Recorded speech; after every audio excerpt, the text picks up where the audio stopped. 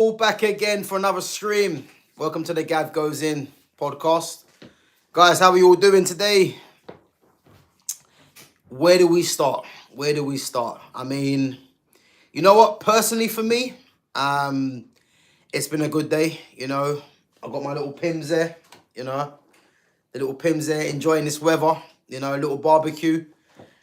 But I must say, I'm well and truly fed up, man. Big up to Sham, big up to Reluctant Gamer, big up to Barbara Joseph as well, and big up to Exedra. Guys, big up for coming on each and every time. And as I said, guys, make sure you smash that like button and make sure you subscribe to my channel at GavGoesIn. Guys, when you smash that like button, again, it helps the channel to grow. So it's just one click of the button. Not much to ask for. As I said, if you do enjoy the content, just make sure you smash that like button and subscribe to my channel. And enjoy your summer, guys. But guys, listen. I must say, I am well and truly fed up of this club. Big up to DXR as well, man. Big up each and every time. Guys, make sure you subscribe and make sure you smash that like button. So, you know what? Obviously, on the thumbnail is Jadon Sancho. We're gonna get into that a bit later. But for me, I want to start off with the Chelsea game because we get onto Man United in a bit. So, Newcastle versus Chelsea. Obviously, Newcastle winning 2-0. Big up to Reluctant Gamer, massive Newcastle fan.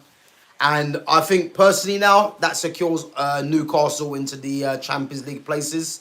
Again, they've got a massive game against Arsenal. I think it's during the week, or it might be the weekend. I'm not too sure.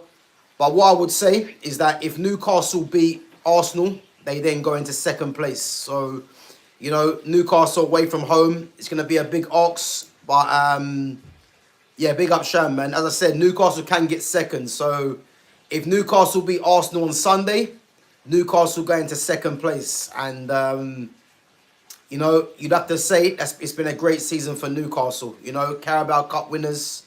And then, if they can get second in this league from where they've come from, I tell you now, Eddie Howe, big up yourself, man, because no one saw that coming. So, yeah, as I said, man, I think Newcastle against Arsenal is going to be a game not to be missed. And if Arsenal don't win this game or at least get a draw, I tell you now, Mikel Arteta is going to come in for some heavy criticism. They're at home, as I said, against Newcastle. I think Mikel Merino obviously will be suspended now as well. So that's one player that's going to be out of that game. But, I think Newcastle, if they can go there and get a win, as I said, man, what a result that will be.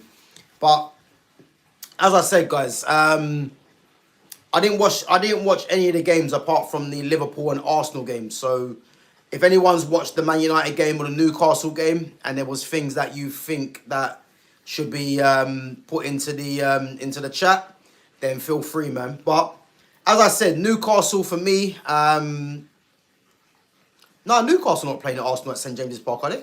I swear Newcastle are away from home. I'll be honest with you. If Newcastle are at home against Arsenal, I fancy Newcastle to win this game. Can anyone confirm that this game's at St James's Park or is it at Emirates? Because I'm pretty sure it's at the Emirates. I'm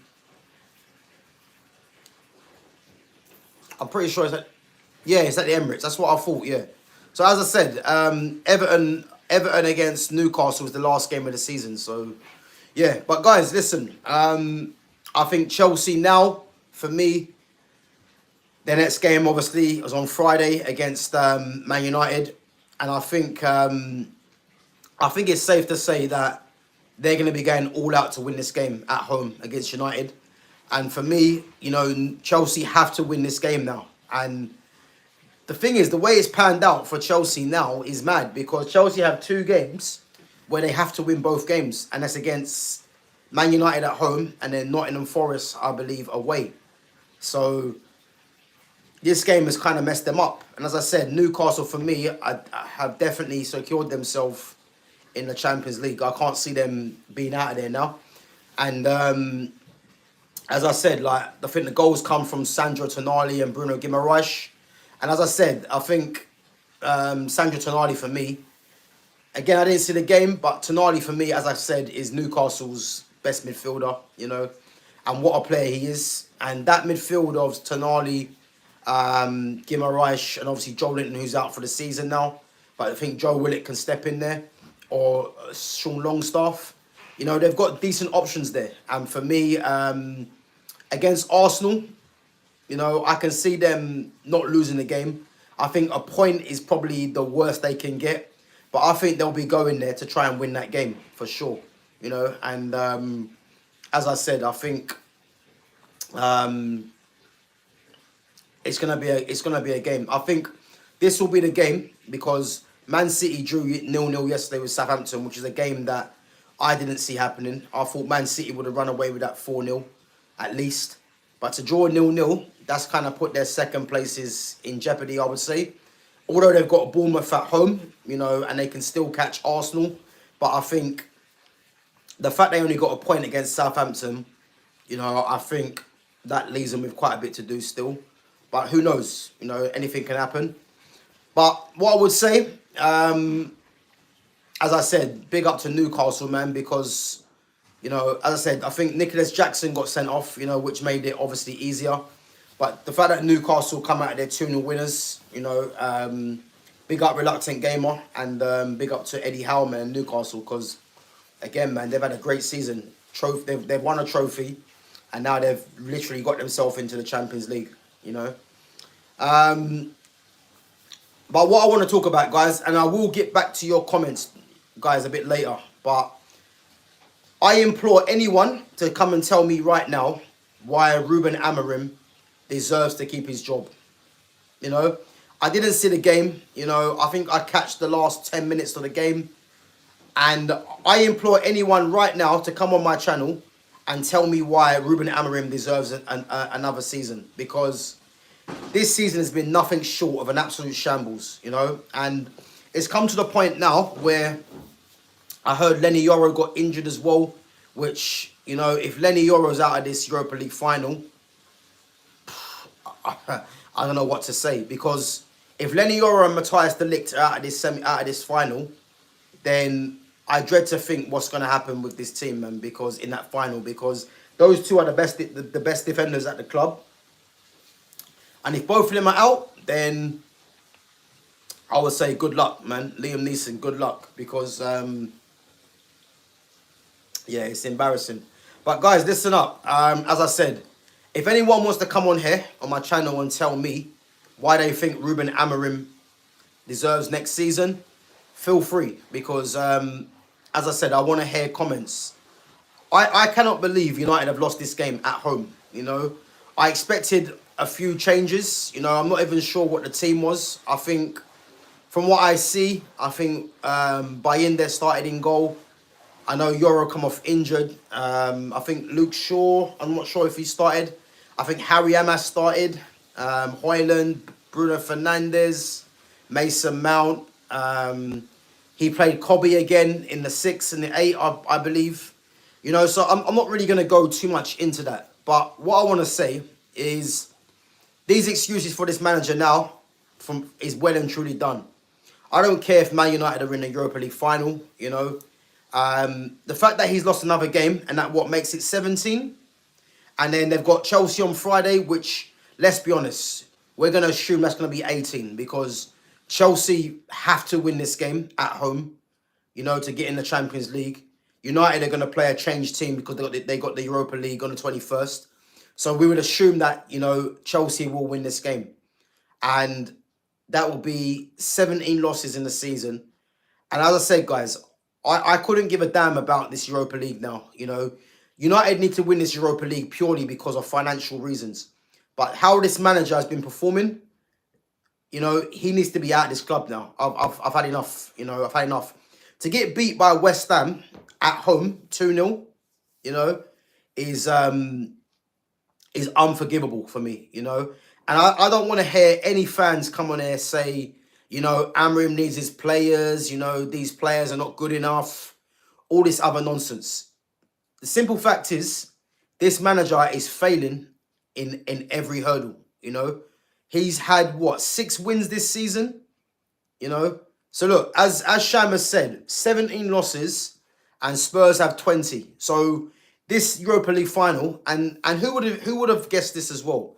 The Europa League final is going to be contested between the Premier League's 16th and 17th side. Can you believe that? Yeah. And you would think that any manager that loses this game will get the sack, because I'm 100% confident that if Tottenham lose this game, Ange's definitely going.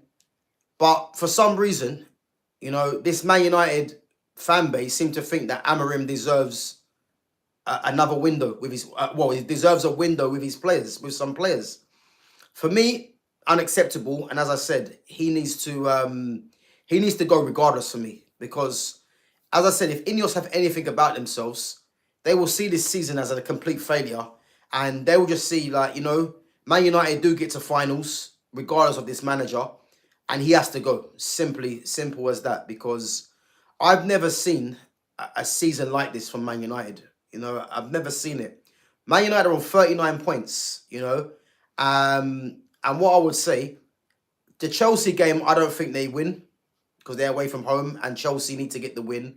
So we're looking at the Aston Villa game again. Aston Villa could be with a shout to win, to get into the Champions League as well. So United realistically could not make 40 points if we're being serious.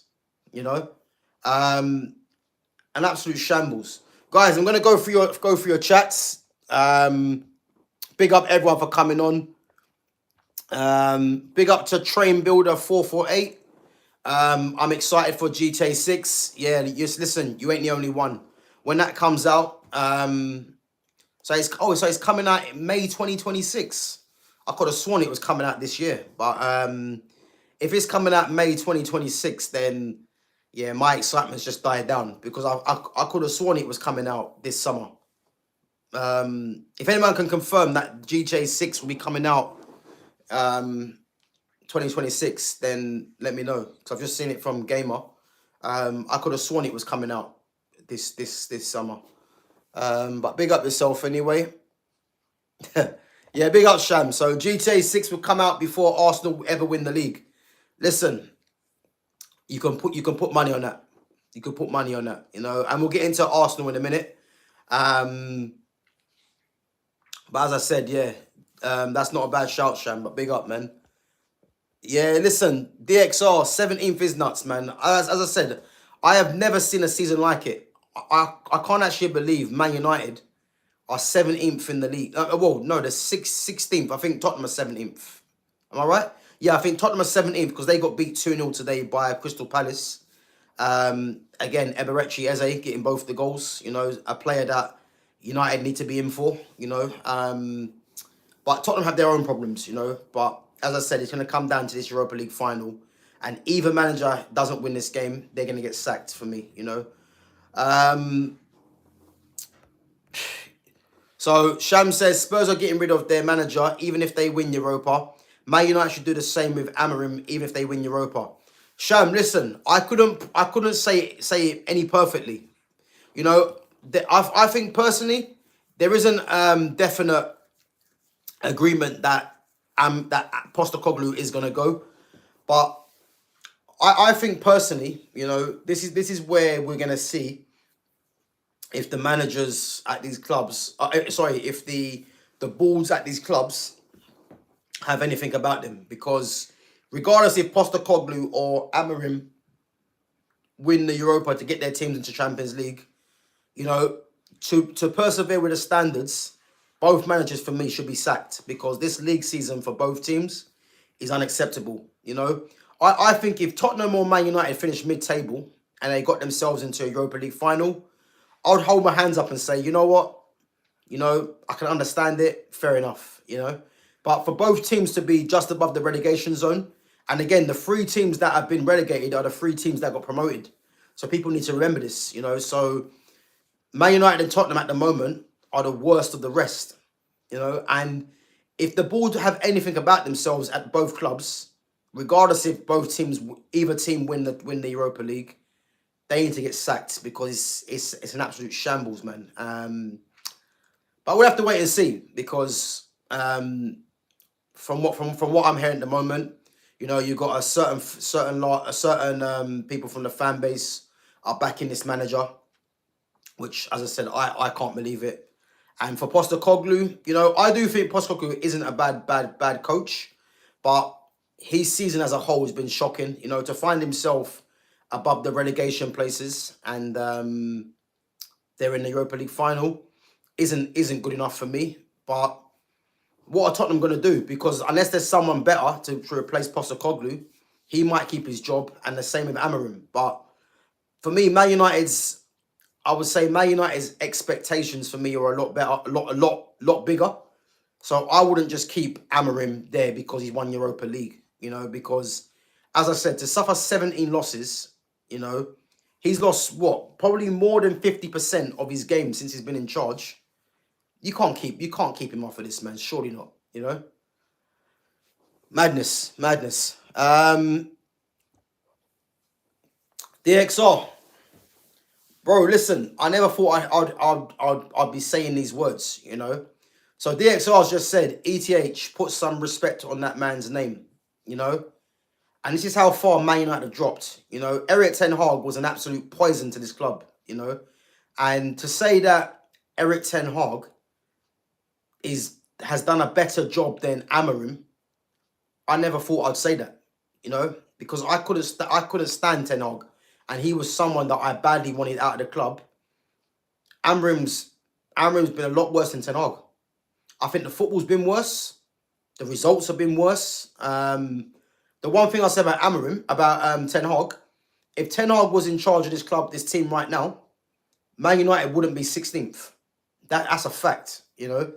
And I'm not going to put respect on Ten Hag's name, but what I am going to say is that, Amorim needs to have a good look at himself and think, this is a manager in Ten Hag that, was badly wanted by the majority of the fan base, and he's doing a better job than what you're doing. So, yeah, it's madness, man. 17 losses this season. I've never heard of it. But big up to Phoenix. Guys, listen. Make sure you smash that like button. It's just one press of the button. It don't take too much. Obviously, helps the channel to grow. And as I said, make sure you subscribe to my channel at GavGoesIn as well. So let's go through some of the chats again. So FA Cup final next Saturday. Yep. Crystal Palace versus Man City. And who would have thought Man City, after the season they've had, are still in with a shout to win a trophy this season? Who would have thought that? And Crystal Palace again. Crystal Palace, they've had a great season, let's be honest. FA Cup final, I think they might be what?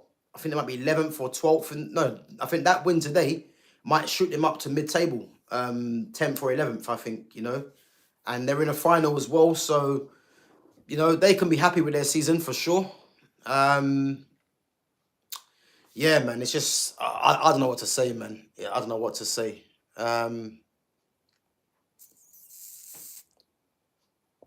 Big up to Miro. So Sham says, Amorim stated they're not ready to play both Premier League and Champions League football, already making excuses in advance, but probably saying that so the owners give him funds this summer. Yeah, listen, listen, this manager's done out here, man. Like, I couldn't give a shit what he's saying now. At the end of the day, it's this season's been unacceptable, and I thought at worst United would get a draw against West Ham at home.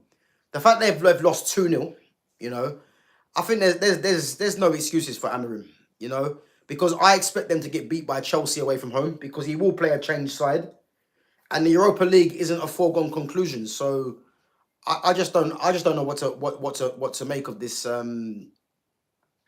this season, man. It's just ridiculous, man. Absolutely ridiculous. Yeah. 16th position. Can you believe that? And the funny thing is now is that I think Tottenham's next game is Aston Villa, and then their last game of the season I think is Brighton at home. So if Tottenham just get a win out of one of them two games, which again will be hard, I think the Brighton game you might say, but United's next two games are Chelsea and Aston Villa. Now, the Chelsea game, as I said, they will change their team for the Europa League coming up. And Aston Villa might still be chasing Champions League. You never know if they win the next game. So, yeah, I don't know, man. United could finish as low as 17th, as I said, just above Ipswich, Southampton, and Ipswich, Leicester, and Southampton. So, yeah, madness, absolute madness. But yeah, I don't know, man. I don't know. We have to just see what happens. But Trevor Owen says worst Europa League final ever. The Also Runs Cup. Trevor, big up yourself, man, for coming on, bro. Listen, I wouldn't say you're wrong with that, because I mean, how can the Premier League 16th and 17th team be in the Europa League final? Like, that is just unheard of for me, So both teams are in with a chance of winning Europa League. And I think what that says really is that I think that says a lot about the Europa League, really, because for the Europa League to have two teams that are near the bottom of the Premier League, and then there are two teams in the final, I think it just shows how shit the Europa League is, if we're being honest. Because I've never heard this, And again, Man United are still unbeaten in this tournament. So Tottenham can make history by winning a trophy that they haven't won a trophy for what? I think, is it 10 years, coming on 10 years, maybe a bit longer than that. I'm not too sure. And then obviously they can be the team that defeats United as well, because United are unbeaten somehow so far in this tournament. So yeah, Gamer, listen, exactly how a team that's 17th gets Champions League next year. Yeah, it's laughable, And I think Arsene Wenger mentioned something like this, and something similar to this. And if I'm honest with you, it is laughable that a team that finishes 17th are in the Champions League. Obviously it's a separate competition, but it just doesn't feel right that United are in the Champions League after how they performed in this league season. And the funny thing for me is that, could you imagine this team, Man United team, in the Champions League? They'll get destroyed by a lot of the teams in this tournament. So yeah, man, I don't know what to make of this. I don't know what to make of this. But what I would say is it's been unacceptable, man. And as I said, if there's anyone that wants to come through and tell me why Ruben Amorim deserves to have another season, as I said, guys, feel free to come on and put it in the chat, because, I'm pretty confident that I will sit you down, because, I had people coming on yesterday telling me, he deserves his own players, a transfer window. He's coming halfway through the season. Nah, listen, that's 17 losses through the season. Sorry, is it 16 losses for the season or 17? And then they've got Chelsea next game, which you'd expect another loss there as well. And then Aston Villa, which is the last game of the season away. And Villa might be still fighting for something. So, yeah, madness. Absolute madness. Just finished watching the Liverpool-Arsenal game. I mean, I would say it's a bit of a nothing game for Liverpool. I know they went 2-0 up. But Liverpool, obviously, they've secured the league title. And I think the fact that they let a 2-goal lead slip is poor for me. I think Liverpool, I mean, getting beat by Chelsea last game, you would have thought they would have come back and at least tightened up at the back. But I don't really blame Liverpool too much, because there's nothing to play for, They won the league fairly comfortable in the end. And the fact they let Arsenal come back from a two-goal deficit, is poor. But I think in the grand scheme of things, it's not really doing nothing to them. So, yeah, it is what it is. But Arsenal, I think that point could be crucial for them. They've got Newcastle next game, as I mentioned already. And if Newcastle win that game, Newcastle are then ahead of Arsenal in the league table. And again, I think if Man City do win their game, they go level on points with Arsenal. So I think at the moment now, because City dropped points against Southampton, I think it's going to be difficult to see if City overtake Arsenal really now, because unless Southampton get a draw against Arsenal in the last game of the season, you'd assume Arsenal would finish above them, because City's chance was against Southampton, But again, if Southampton can get a draw against Man City, then who's to say they won't get that against Arsenal? But I think Newcastle for me now must be in the driving seat. And as I said, Newcastle, all they need to do now really is beat Arsenal, and you'd more or less say they're going to finish above them because, as I say, man, that game on Sunday is going to be crucial for both teams. Because as I said, I think if Arsenal don't win, don't finish second, massive question marks have to be asked of Mikel Arteta, you know, regardless of what the majority of the fan base say, because it'll be unacceptable for me. But yeah, 2-0 up, goals from Cody Gakpo and Luis Diaz, and then Martinelli, and then an equaliser from Mikel Merino, who's suspended for the game against Newcastle. You know, and I think that's an important point for Liverpool, considering the fact that Man City dropped points as well against Southampton. You know, and I think you'd expect Arsenal now. You know, it'd be hard for City to overtake them because City got Bournemouth at home, and again, if City beat Bournemouth, I'm not sure what the points are saying, but I think they might be level on points probably before Arsenal play Newcastle. So yeah, I would say that. Yeah, I'll say that obviously both teams now will be fancying their chances definitely to be finishing as high as possible in the league in Newcastle and Arsenal, you know. Big up to Dwayne. Dwayne Rook says, man, then running around in hot pants is not for me. Listen, yeah, I hear that, man. I hear that. But as I said, man, you know, it's either you're a lover of football or you're not, you know. And I must say, like, I'm an absolute lover of football. But this season for me has been so draining from what I've witnessed Man United. And yeah, it's just absolutely ridiculous, yeah. Big up to T-Man Tels says, without qualifying for UEFA Champions League, we would not watch Europa League. It makes sense. Yeah, listen, I agree, man. I'm guessing obviously you're a Chelsea fan.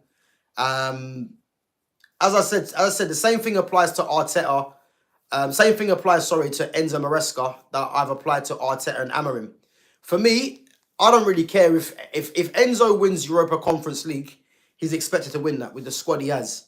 But if he doesn't get Chelsea into the Champions League, he should be sacked on the spot as well. Like, you know, and I believe that Chelsea must do that. I mean, I had someone tell me that if Chelsea win conference and don't get Champions League, Maresca keeps his job. And for me, I don't really understand that because they're expected to win to win the Conference League. Just look at the kind of teams they're playing in there, you know. But as I said, the standards from these clubs have dropped. But again, the summer is going to be interesting because if they keep a lot of these players, a lot of these. If they keep these managers and a lot of these players, then it will just show me that these clubs ain't serious, you know. Because I think Chelsea at the moment, you know, the money they've spent hasn't been good enough, you know. But they can salvage something by getting Champions League, and I think, as I said, Maresca will have a chance of saying to everyone, you know, the objective was getting Champions League, winning Europa League, and fair enough, but I don't believe if they don't get Champions League and they win the conference, he deserves his job. I don't believe that they do, you know. And as I said, the same thing applies to Arteta, to Postecoglou, and to Amorim, without doubt, you know. So Gamer says Everton's last match is at St James's Park. Yeah, I think they're playing. I think that's a game. Is it on Saturday? Early. I think that's an early kickoff on Saturday. And again, that's going to be a tough game for Newcastle because obviously Everton just beat Wolves 2-0 away from home, and because their last game at Goodison Park. Oh no, sorry. Everton are playing Newcastle last game of the season at St James's Park. Sorry, I think this Newcastle game against Everton, I can see Newcastle getting a positive result. Because I think by that time, you know, I think Newcastle, if they get a positive result against Arsenal, they would have secured themselves Champions League football. But I think at that game against Everton, their crowd's going to be up for it. So, you know, but Newcastle have had a great season, to be honest with you. You know, I know Joe Linton's out for the season now, but they've still got the likes of Isak, Tonali, Bruno Guimaraes in their team. You know, so they've got threats, man. And as I said, they've had a very good season for me. So yeah, but guys, I want to move on to obviously El Clasico. So I think that's secured the title now for Barcelona. You know, I think the celebrations at the end showed that as well.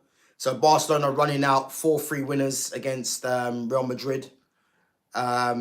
And for me, that secures the title for Barcelona after a disappointing loss in midweek to Inter Milan in the Champions League.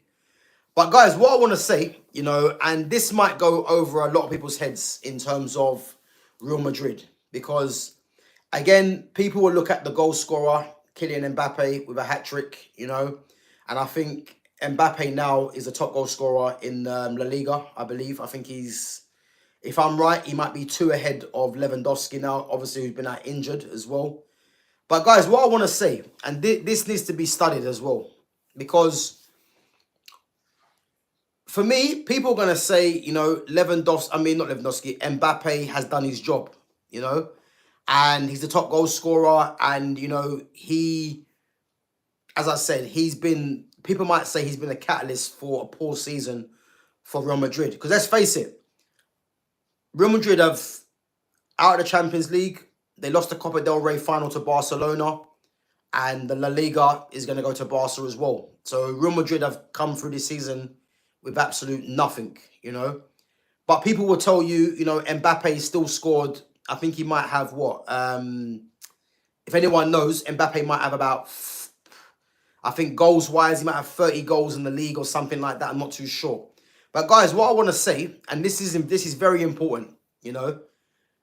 Mbappe's coming to this team, and although he's got the goals, he has upset the balance of the team, because, as I mentioned to you guys yesterday, you've got Vinicius Jr., Mbappe, and Rodrigo, who are all wide players, let's be honest. All 3 of them players, their strongest positions are from the left, you know.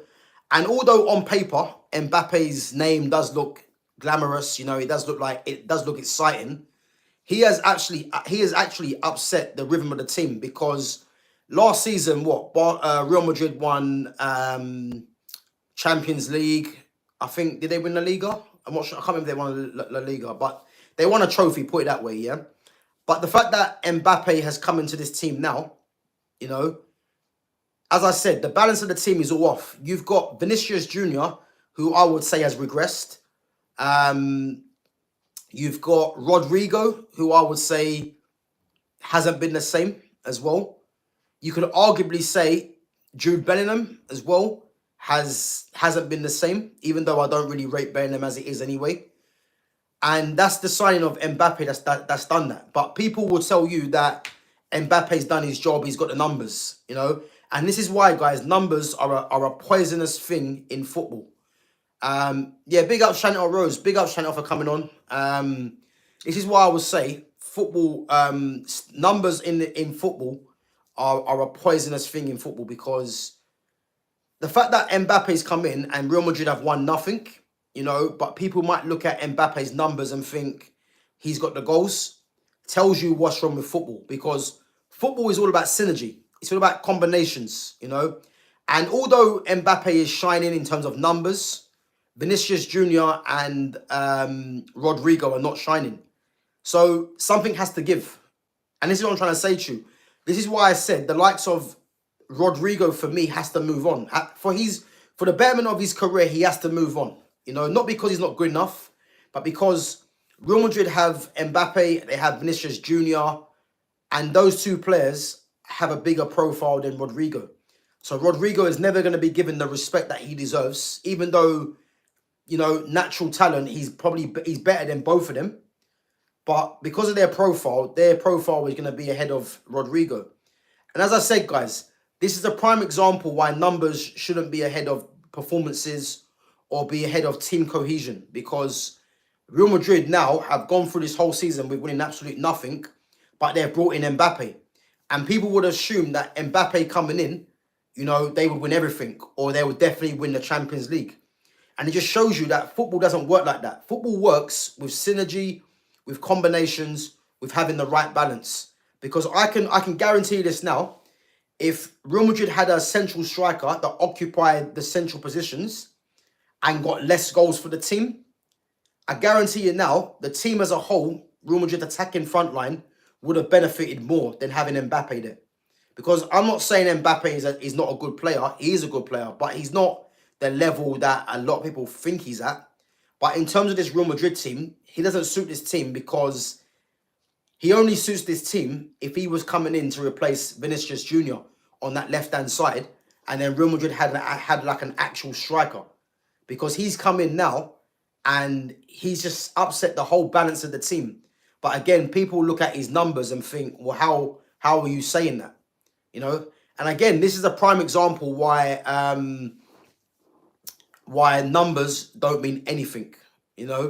Numbers only mean something when the whole team, is thriving and there's trophies to show at the end of it.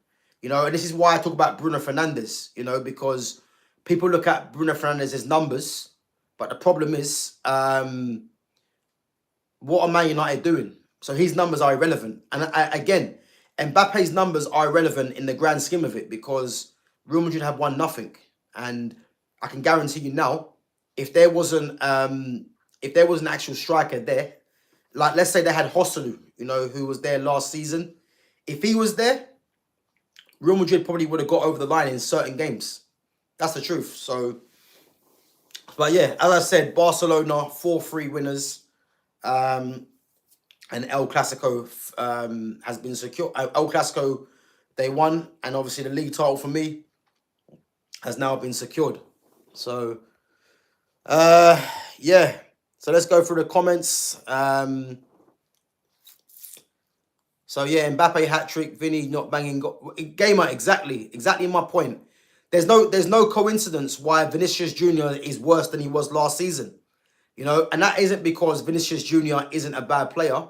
It's because the balance of the team is off. Because Mbappe's come in, and Mbappe's come in as the big name, even over a Vinicius Jr. after the season he's been having. And Mbappe's not someone that is going to link the play. He's someone that is going to be a bit more goal hungry than like a normal striker in terms of a Hosselu that was there last season. And as you can see, Vinny's now suffering, just like Rodrigo, So, again, Real Madrid have to think, is it worth letting Mbappe shine at the expense of Vinicius Jr. and Rodrigo? Or do you want Vinicius Jr. and Rodrigo to shine with an actual striker? And again, these are the questions that need to be asked. And obviously, there's reports that Xabi Alonso is coming in. And this is something that he has to figure out because, I mean, it's no coincidence how Vinicius Jr. is struggling. And it's not because he's bad. It's because Mbappe's coming. And again, you've got three players there that are all wide players. Vinicius Jr., Mbappe's the more likely one to play through the middle. But they would have been better off playing Rodrigo as a false nine and having Mbappe and Vinicius Jr. as two split forwards. But again, Mbappe probably wouldn't want to play on the right-hand side because he would see his profile was too big for that, And again, this is the problem with what they're having. And then when you've got a Jude Bellingham in there who's playing as a number 10 when he's not, the whole rhythm of this team, the whole balance of this team is off. And if Xabi Alonso does come into this team, again, Xabi Alonso plays a three at the back, so he might even tweak the team a bit. But if I'm Rodrigo, I'm moving on. And the whole Vinicius Jr. and Mbappe, if you want to get the best out of Vinicius Jr., he needs to, the team needs to be tweaked in a way where he isn't the provider for Mbappe, really, because you're going to take something away from Vinny's game. And again, Vinicius Jr. was linked with a move to Saudi, where they were looking to pay him ridiculous money. He might even look at that now and think, that might be a possible option. Because, as I said, this whole balance of Mbappe and Vinicius Jr. just doesn't work. You know, although on paper it looks exciting and the numbers will tell you that, but look what they've won. Absolutely nothing. So Sham says we shouldn't be talking about Mbappe. We need to speak about Vinny, 11 goals and 7 assists in La Liga. Isn't Ballon d'Or standard that he was screaming for last year? But again, Sham, I agree 100% with you. I do agree with that. But I think we need to look deeper into this, you know. I'm not saying Mbappe has been a problem per se, you know, in terms of his output, but he's been a problem in the terms of the balance of the team, because he's come in and 2 players have got worse, you know. But normally, when you're looking at bringing players in, you're bringing players in so that others get better. But he's come in and Vinicius Junior and Rodrigo have regressed. That's a fact. But Vinicius Junior and Rodrigo last season, you know, you're talking about 2 of the best players in the world on if you look at their form. So the fact that Mbappe's come in, he's upset the rhythm of the team, you know, and this is why it was a bad signing for Real Madrid, because what Real Madrid should have really done is get a central striker, or if they really wanted Mbappe, you know, you let either Rodrigo or Vinicius Junior move on, you know. But the fact that they didn't do that, you're now seeing Mbappe playing as the front man, and really and truly, you're losing something from Vinicius Junior and Rodrigo, because the kind of player that Vinicius Junior and Rodrigo are, they need a central striker that they can play off, you know, like a target man striker. You know, look at Benzema, for instance. If they had Benzema, you know, with Benzema's intelligence, his link play, Vinicius Junior and Rodrigo would be shining. But Mbappe isn't that sort of player, although his numbers might suggest otherwise, you know. So Mbappe's playing up front, so he's bound to score. He's always played off the left, but there's Vinny's spot. Having 3 wingers up front ain't working. Exactly my point. They've got 3 players that play from the left in their front line. So against the mediocre, lower level La Liga teams, they'll get away with that. But when they play up against the very best that Europe has to offer, there's no hiding place, you know. And this is why I'm saying the likes of Rodrigo, he needs to move on, because unfortunately he's at a club with Vinicius Junior and Mbappe, and he's never going to be given the respect he deserves. So that's the problem. Big up to Chantel Rose, says, for real, bro, you're always looking fresh and on point. I do try, but big up. Yeah, big up yourself, Chantel. Big up to DXR as well. Vinny is fed up. Yeah, I agree. I agree, because again, he's fed up because he's probably looking at it, and he'll probably never say this, you know, but he will probably say, and like deep down, he knows that Mbappe's come in and has upset the rhythm of the team. But he's not going to come out and say that, you know, that that Mbappe has messed up the rhythm of the team. But deep down, you can tell that he's not happy, and I think that has something to do with it, for sure, you know. But we'll have to wait and see. Big up to Daniela Iacona. Big up, Daniela, for coming on. Big up to Barbara Joseph as well. But guys, yeah, I want to get on to, obviously, person I've got in the thumbnail, Jadon Sancho, you know, and there's reports that he could be coming back to Manchester United in the summer. You know, obviously, there's a few things that have to happen, you know. If Chelsea do want him, Chelsea have to activate the 25 million release, the optional clause on the contract. Or if Chelsea don't want him, you know, they have to play a £5 million penalty clause to terminate the deal. For me, guys, it's a no-brainer, Jadon Sancho, for me. I think the system that Amorim's playing now is ideal for a Jadon Sancho playing as a left 10. But although as well, I do think that, and one thing's important, guys, is that Jason Wilcox for me is going to be massively important in this deal, because I'm hoping that Chelsea do terminate Sancho's contract, because regardless of what many people might say, I still think there's a massive player in Jadon Sancho. You know, I think players like Sancho, yeah, big up, Chantal. Big up for coming on. No worries. What I would say, players like Jadon Sancho don't come around too often, you know. I think he's suffering from the era that we're in right now, where he's a wide player, a number 10, I would say, playing out wide. And he's just expected every single time to take on his man, round the outside. And if you know his career and know the kind of player that he is, that isn't something that he does. And I think in this system now, where you need a number 10 to get into the pockets, and create, he will be ideal for this system. However, if this manager does get moved on, in a 4-3-3 and a 4-2-3-1, I do believe that Jadon Sancho will excel at Man United. I think he's suffering from what a lot of players suffer from, which is confidence from a manager. And it's a style of play which is going to get the best out of the talent that he has.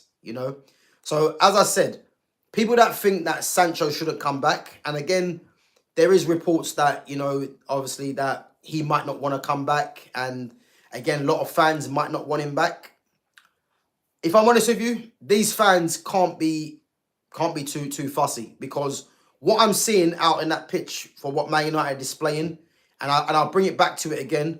You've got the likes of Garnacho, Mason Mount, Rasmus Højlund, Bruno Fernandes as part of your front line. I don't want to hear anyone tell me that Jadon Sancho shouldn't be coming back to Man United, because this is a player that when he was at Borussia Dortmund was regarded as the best young player in the world, and him coming back to Man United for me, is a no-brainer. And I'm just hoping Jason Wilcox is seeing what I'm saying. I'm hoping he's looking at Sancho and thinking there's a player there and it's our job to try and get the best out of him. Obviously, when he comes back, he's got 1 year left on his contract, and you'd assume that he would need another new deal for him to stay at the club, or he might just run it down on the free. But that'll be down to the club for me to show to him, that he's a player that's required, and that they're going to rely on him. And also as well, Sancho's going to need to want to come back as well. So it's going to be down to the player and down to the club to show him that he's got his worth there as well. So for me, it's a no-brainer for me, him coming back, especially in this system where you've got, as I said, Garnacho is a winger playing as a left 10. Sancho's a 10 and would suit this team easy. And as I said, for me, there should be no debate about bringing this player back. And as I said, I'm just hoping Chelsea don't take up the option and pay the 5 million penalty clause. And if Sancho can come back to the team, have a pre-season under whoever, whatever manager it is, that'll be good. Because, as I said, Man United's current attackers right now, I don't want to hear no one tell me that Sancho shouldn't be coming back from what we're having to watch. Because the only attackers I rate at this Man United club is Amad Diallo, Joshua Zirkzee, and Kobbie Mainoo, but this manager's playing him in the wrong position. So, again, I'm hoping that Sancho does come back. And if it's under Amorim or not Amorim, I'm hoping Jason Wilcox has a massive say. Because, again, Jason Wilcox had Sancho at Man City. So he will know what his personality is all about. He will know what he's got, what he can bring to the team. And I'm hoping he's seeing that. And he's discussing with the Ineos team and Ratcliffe to say, you know what, this is a player that, he can shine if he's given the platform. And that's what I'm hoping.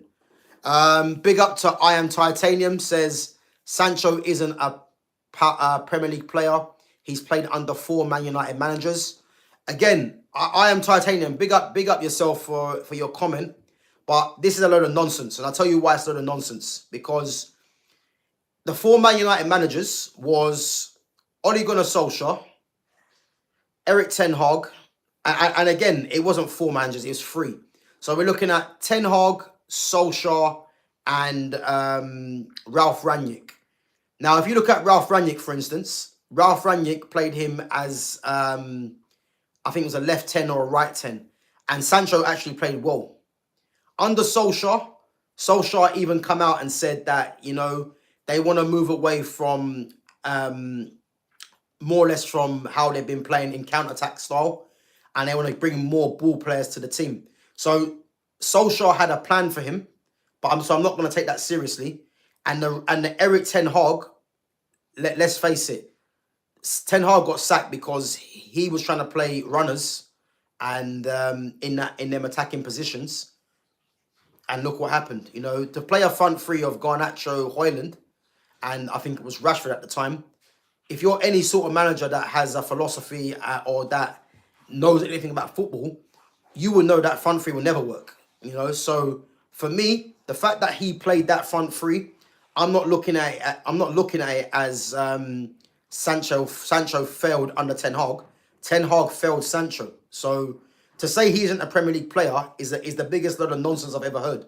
You know, because if we're looking at lesser players in the league, and we're saying that they play in the Premier League, to say that Sancho can't play in the Premier League is nonsense for me. So I don't agree with that. Bundesliga, I wouldn't say is the best league for him. It was the best platform for him because Borussia Dortmund gave him the platform to produce what he's producing. And as I said, he was made one of the key players at Borussia Dortmund, if not the key player. So there's no surprise in why he shined. And obviously the system they played, you know, they didn't rely on him to just, you know, out of his feet and just go around the outside and put crosses in. That isn't his game. So again, if you don't want him back at United, again, that's your opinion, and you're entitled to your opinion. But to say he isn't a Premier League player, again, man, you're wide off the mark, and it's nonsense. And then again, you're saying, is he pulling up trees at Chelsea? Again, it's not about him pulling up trees at Chelsea. Look at the profile of what he is. You know, you can't just say that because he's gone to Chelsea and he isn't scoring 20 goals, 30 goals, 30 GA, 40 GA a season, that he isn't going to prove his worth at Man United. That's not how football works. You know what I mean? At the end of the day, as Shams just said, you need to give him the freedom to shine. You know, if you're expecting Jadon Sancho to, you know, to be a Madueke and go around the outside and put crosses in, he ain't going to do that. But what he'll do is that he'll retain the ball. You know, he's a number 10 playing out wide, that his sole purpose is to keep possession. And the problem with football today is that too many people, they assume wide players need to take on their need to take on their opponent at every opportunity. You know, they're more interested in, you know, putting crosses into the box, you know, or getting shots off rather than retaining the ball. And again, if you understand what the player's about, then you wouldn't be expecting certain things, you know. So to say that he's not pulling up trees at Chelsea, I've watched a few Chelsea performances, and to be honest with you, he has always been one of their best players. But it depends what you're looking for, because to say that, you know, you don't want him back and you're happy with the likes of Garnacho and that staying and Højlund in the front three, Bruno Fernandes, again, this is part of the problem. And Man United are never going to progress because of this mentality, you know. And as you said, I'm not saying it's everyone's fault but Sancho. No one said that. But the problem is you're overlooking what Sancho's qualities are, because the way that you're seeing football is that, I can tell, is that because if Sancho's not scoring every week, you know, you haven't really got time for him. But what you have to realize is that with football, there's players that make other players better, and he's one of them, you know. Because if he was to play in a front three with Ahmad and Xerxes, not only will you see better football, but you would see, you know, combinations going on. And this is what you have to look at. But if you're going to be solely focused on numbers, Sancho has never been a numbers guy. He will get numbers, but his performances are what need to be looked at first and foremost. And what you have to remember as well, this is a guy that United bought from Borussia Dortmund, and he was promised the number 7 shirt. You know, there's no coincidence why he wears 2 and 5. Obviously, 2 and 5 makes 7. So the club brought him in under a lie, really. And to think that obviously Ronaldo came in, and again, Ronaldo getting 7 wasn't a surprise because Cristiano Ronaldo is Cristiano Ronaldo, it's his name. But the fact that the club gave Mason Mount 7 ahead of him, and you don't think there's a problem there, again, people need to be looking at these things closely, because these things are part of confidence. And as I said, you're entitled to your opinion, but to say that Sancho isn't a Premier League player, that's a complete lie. because you're talking like like the Premier League is this God-given right league that no one can play in unless you're special. And the fact of the matter is, this league ain't special. It's full of it's full of a lot of average players, and as I said, like you can see that in the quality of the football that's been played on a whole as this season, because no one can tell me that this Premier League season in terms of quality has been good, because it hasn't. You know. So Sham says he's not going to cross. He's got twinkle toes. He's better cutting in and driving forward. Again, it's just about knowing what certain profiles of what players, what they're about, you know. Am I going to expect Jadon Sancho to go on the outside and put crosses in? No, he has never been that player. He's someone that likes to link with the front man, play the 1-2s, you know, and use his quick feet in tight spaces to create, you know. He's not going to be a Marcus Rashford where he's going to run on the outside, or a Garnacho and then just put a hopeless cross into the ball box that gets cut out. He's never been that player and won't be that player. So again, it's about understanding what type of player you're dealing with. And if I look at this system right now, he will be ideal for the 10. Why is that? Because he's going to have a left wing back, an athlete that's going to be bombing on the outside, where he can then cut inside, whether he cuts inside for shots or for the 1-2s. That is his game. Or if you want to play a 4-2-3-1, he can play as on the left, he can play on the right, or play as the 10. You know, it's ideal for him. Or 4-3-3, the same thing, left or the right. So it's about understanding what certain players are going to bring to a team. You know, and as I said, if you think that Sancho isn't good enough, you're entitled to your opinion, but I don't really agree with it personally, you know. So again, I hope we sell him because he's done nothing in a United shirt. Yeah, again, like that just sounds just. I mean, again, you're entitled to your opinions, and again, I'm not discounting your opinion, but this talk here, it just sounds like you're getting this from other people, you know, because this whole nonsense about he's done nothing in a United shirt. Who has done anything in a United shirt when we think about it? Because the standards for me, for Man United, are high, and this talk here, you know, it's just from a fan that doesn't really know what's going on. That's what I would say. But again, you are entitled, but I don't really agree with it, man. So you said you're not bothered about GA. I've seen him play. Okay, well, if you've seen him play, then you would know what his game's about. So to say he isn't a Premier League player, I don't really agree that you've seen him play, because when you think about it, what is a Premier League player? You know, what is a Premier League player in your opinion? Because you're talking like the Premier League is this unreal league that no one can play in, which ain't the truth, you know. And then you say City got rid of him for a reason. Again, that's another lie. And again, I'm not quite sure where you're getting this from, but I would implore you to do your research, or to just stop listening to other people, because City never got rid of him. He chose to leave to go Dortmund. So you're making stuff up here. It's not true. And again, you're saying if the standards are high, then we should sell Sancho. Yeah, the standards are high, and Sancho is a player of the highest standards. So that's why you shouldn't sell him, you know. And then again, I know you're someone that's a massive fan of Bruno Fernandes, but again, you're the same person that would tell me Bruno Fernandes should stay, but Sancho has to go, because you're looking at numbers. So again, when you're telling me it's not about GA, I know it's about GA, because you can't tell me that Bruno Fernandes's performances have been good, but you look at his GA and think he has to stay. So again, you're contradicting yourself there for me. So again, you're entitled to your opinion, man, but I'm going to rebuttal your opinions, because I don't agree with it personally. But again, everyone's entitled to their own opinion. But as I said, I don't agree with it. But guys, if you think Jadon Sancho should stay at Man United, again, feel free to put it in the chat. If you think he should go, then let me know. So he's done more than Sancho. Yeah. Okay. Yeah, I mean, he's done more in terms of what? Because he hasn't won any trophies. He's won what? One FA Cup or one Carabao Cup, I think it might be. I can't remember.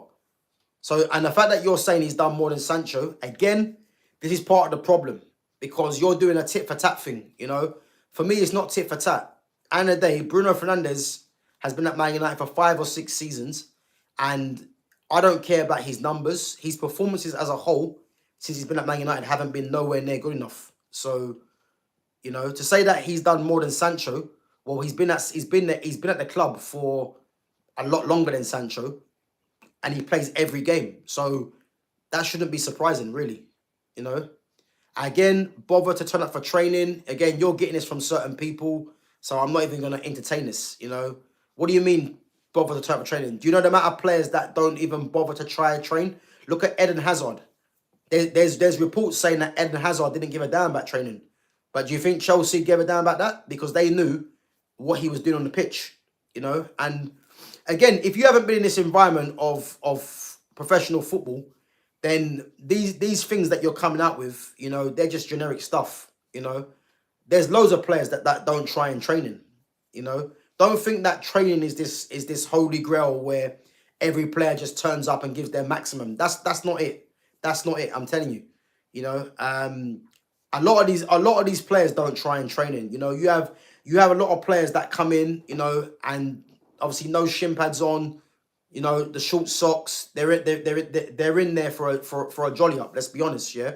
But when it comes to game time, this is when they turn it on. So when you're saying he hasn't bothered to turn up for training, unless you're there to view that, you're just listening to other people. You know what I mean? And again, I'd implore you to have your own mind rather than just listen to other fans and stuff like that. So Hazard turned up as in bothered to go training. But again, was you there to view Sancho when he wasn't going to training? Unless you view that yourself, there's no point saying that, because that don't make no sense. Unless you've had a conversation with Eric Ten Hag, with whoever, you coming out with Sancho hasn't gone training, it's just hearsay, because you haven't viewed that yourself. So again, this is what I don't like. People have certain perceptions on players without any facts. It's just talk. And as I said before, you're entitled to your opinion, but when I see the likes of Garnacho and Højlund still at Man United, I don't really want to hear no talk that Sancho can't come back. I don't really want to hear that, because as I say, beggars can't be choosers. And a player of that quality, all you need to do is put your arm around the shoulder, give him the confidence, let him know what's required, and you'll get a better player. And this is why I'm saying to you, Jason Wilcox for me will be key. Yeah. So Sancho is one of the most unprofessional United players of all time. Again, unless you're in the changing rooms, you're just talking, man. How do you know he's one of the most unprofessional players of all time? Are you in that Man United dressing room? So answer me that question, Titanium. Are you in that Man United dressing room? To even say that. Because unless you are, man, it's just talk. It's nonsense. I could say to you right now, Bruno Fernandes is he's the most ill-disciplined player on the pitch that I've seen. I can say that. Why? Because I've watched him on the pitch, and the amount of times he vacates his midfield is ridiculous. I could say that, he's the most unprofessional captain, because the amount of times when he doesn't get played the ball, he's throwing his hands up in the air. He's always looking at his teammates trying to say something. I can say that because I'm actually watching the game. You saying he's the most unprofessional players of all time, how do you know that? Because on the pitch, he don't show no unprofessionalism. So you're talking about stuff that's behind the scenes, which you have no privy to. So again, man, what you're saying doesn't have any grounds, really. Yeah, but again, you saying there's no reports of anyone else missing training. I keep saying the same thing to you. Unless you're there to view that, why are you taking reports from other people seriously? I couldn't give a damn what reports say. You know what I mean? Because a lot of these reports are false anyway. And they're drawing in people like you to try and paint a narrative that you want to push. Listen, I understand if you want Sancho to go, fair enough. But coming up with this nonsense, is pathetic, really. If you want Sancho to go, then again, that's your opinion. But when you're coming out with stuff like this, it's irrelevant. As I said, Bruno Fernandes, for me, is the most ill-disciplined, and unprofessional captain I've seen at Man United. Because no captain, from what I've seen, is meant to, at every opportunity, berate their teammates. You know what I mean? And the amount of time that he berates his teammates when the ball doesn't go to him, that's not what a captain does. And the thing is, I can say that because I've watched him do it plenty of times. And again, he does it every game, to the point where you would think that this guy's the best thing that you've ever seen play.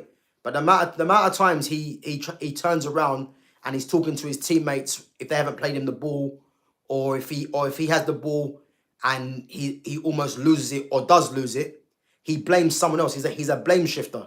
Bruno Fernandes. He blames everyone else but himself. And I can say that because I've watched every game and I see him do that all the time. But again, if you don't rate him, that's up to, if you don't rate Sancho, that's up to you. But to come out with this stuff here, I think you're just clutching at straws, really. But big up yourself anyway. Guys, listen up. Big up everyone for coming on each and every time, as I said, always, big up to I Am Titanium as well. As I said, I'm not asking you to agree with my points, but as I said, man, you've had your view, and again, I don't agree with it. You might not agree with me, but it is what it is. Big up to Princess Isla as well. But yeah, no, it's what it's about, man. But as I said, I think the current state that Man United are in, if Chelsea don't activate this 25 million release clause, then I'd be more than happy to see Sancho come back, and force his way into the lineup. Because, as I said, players of that quality, you don't get too often. And beggars can't be choosers, as I said already, because Man United have a distinct lack of quality. And if you can get a player of that quality coming back, and he can be reintegrated back into the team, I'm happy with that, man. So it is what it is. And as Sham says, if Sancho gets played right, he will do his bits for Man United. Bro, listen, 100%. At the end of the day, this team that's been built by Ten Hag and Ruben Amorim is built on being athletic. There's no surprise why Patrick Dorgu is coming, because he's an athlete, And I'm not saying that Dorgu isn't good, but Dorgu was purely brought in because he's an athlete, And I'm just sick and tired of Man United getting rid of all the ball players and keeping athletes. This whole team is centered around athletes, If you go through the 1 to 11 that Amorim plays, you look at the three at the back. Lenny Yoro, good player. He's a hybrid. Athlete and a ball player. Matthias de Ligt, bit of a hybrid, Ball player, competitor, athlete, I would say. Mazraoui, again, Mr. Consistent, athlete, ball player. Patrick Dorgu, athlete. Diogo Dalot, athlete. Bruno Fernandes, athlete. Manuel Ugarte, athlete. Garnacho, athlete. Rasmus Højlund, athlete. Mason Mount, athlete. So you look at the majority of the players that this manager plays, they're not really on the ball playing side. The ball players, like your Amads, ball player, but can be but is an athlete. But first and foremost, is a ball player. Joshua Zirkzee, ball player. Kobe Mainu, ball player. Casemiro, hybrid, I would say. He's an experienced head, not really an athlete, not a pure ball player, but he's a rarity, I would say. But my point is that the athletes are overtaking the ball players at this Man United team. And for me, this is where Man United have gone wrong. Because if Man United want to go back to the very top, you need more ball players than you need athletes. And again, I don't care what anyone says, There's a saying, the cream always rises to the top.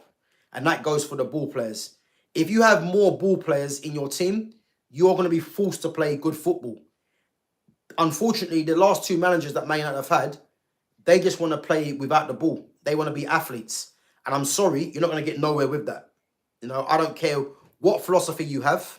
I don't care what your idea is. Footballers will always prevail. And the problem is, Man United down the years have been too fixated on just playing athletes, And I'm hoping Ineos change this, but we'll have to wait and see. But guys, listen, big up yourselves for coming on each and every time. We've got 11 likes on there. So big up everyone coming through. And again, if you haven't subscribed to my channel, make sure you do at GavGoesIn. I'm going to be back possibly tomorrow. I'll be doing some pre-records as well. So obviously Monday, Tuesday and Wednesday, I'm going to be doing my player spotlight. So I'll be focusing on one player to see, if he's going to reach the heights that a lot of people think he's going to reach, but I'm not going to spoil it for you guys. But if you keep an eye on it, then you'll obviously have a good idea what I'm talking about. And then Tuesday and Wednesday, I'm going to do my my player comparisons.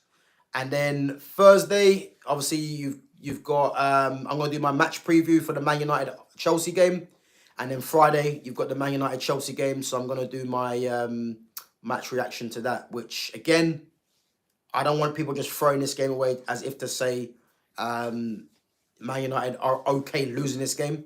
Because for me, United should never be okay losing this game.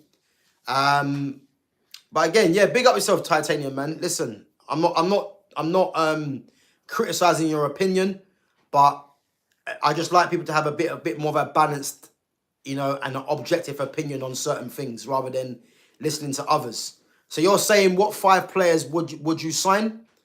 Again, if we're being realistic and United have the money, Man United's first choice target in midfield for me needs to be Carlos Baleba.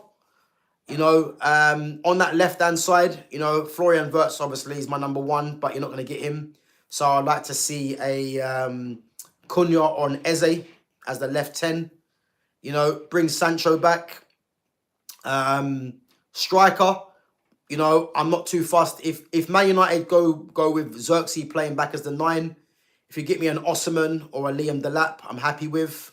Ryan Cherky on the right-hand side, or a Kudus or an Embuemo, I'll be happy. I'm talking about in this system. So yeah, there is players that United need to be targeting, but a lot of it for me depends on what system United are going to play, because this system that they're playing at the moment is nonsense for me. I don't really like it. So if it's a 4-3-3 or 4-2-3-1, other targets could come into it. But, we have to leave this to Ineos and see what happens. But what I do agree with you, yeah, Rasmus does have to go. Like, I've been saying this from last season. The guy's shit, man. He's got a number 9 shirt that he's inherited from Tony Martial.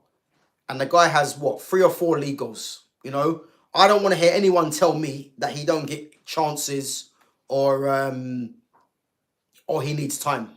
Forget all that nonsense. Because when Lukaku was there, these same fans weren't saying the same thing. And Lukaku scored, 16, 17 league goals in his first season. So to say that Rasmus needs time or he's not getting chances, forget all that nonsense. He's shit. Move him on.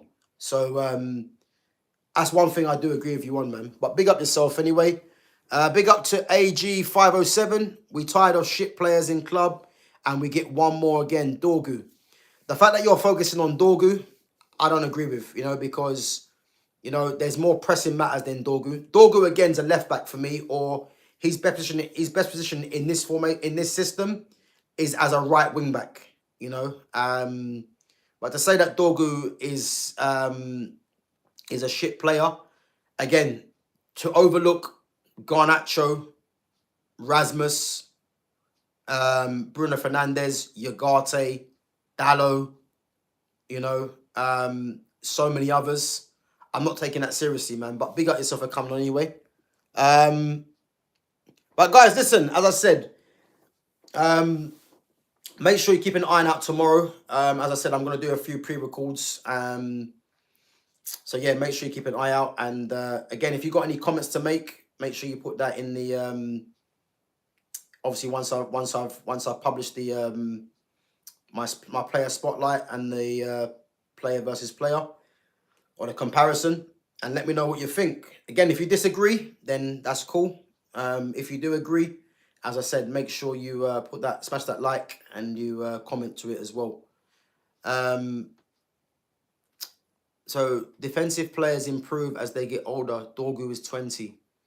Yeah, Dorgu is 20, but as I said, Dorgu in this system, the man just failing him for me, because he's used him as an athlete.